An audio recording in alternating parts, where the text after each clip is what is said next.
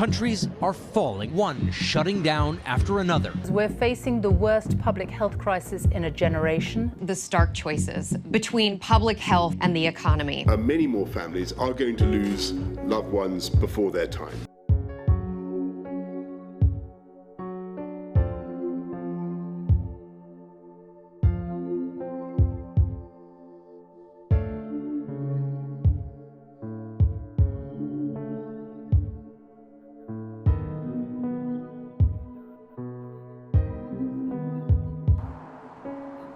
In regards to this whole pandemic, the coronavirus, it may be a bit blown out of proportion for some people, but I think there's a dangerous precedent that some people are trying to set where disease that has such a contagious factor to it is relatively harmless and people shouldn't care. I mean, obviously, freaking out and buying all the toilet paper might be a bit extreme, but it's still something you gotta consider and you gotta deal with properly, unlike a lot of the Western countries have done. My name is Sam Balsankar, and I am graduating from the Center for Arts and Technology from the Film Production Program. I have heard the news about the virus, the COVID-19 or coronavirus. It's kind of the big talk of politics. It's on Facebook. It's all over social media. It's kind of the biggest talking point today, I believe. Survivalist people think it's going to be the apocalypse, stocked up on it, so they bought a bunch of stuff out, which caused a chain reaction.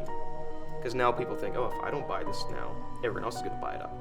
It's just a chain reaction of people freaking each other out.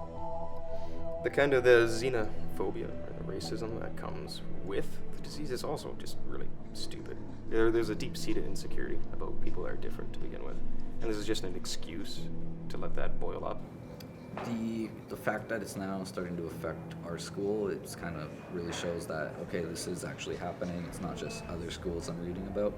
I think Canada was a bit slow when it came specifically to their border crossing. They're just at the point now where they are considering blocking the borders completely to quarantine the situation. They can deal with it a lot faster. They put the plans in place. I mean, there's a lot of criticism you can make about Trudeau, but this isn't one of them. They've dealt with it a lot better than most Western countries.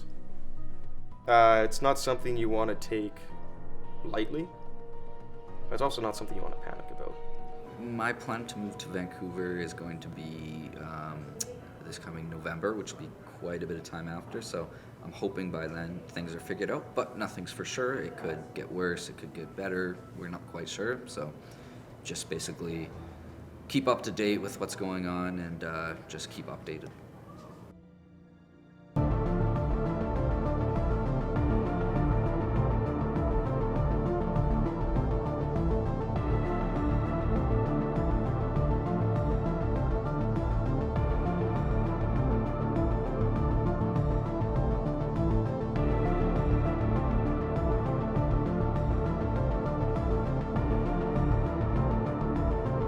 Oggi è di restare a casa.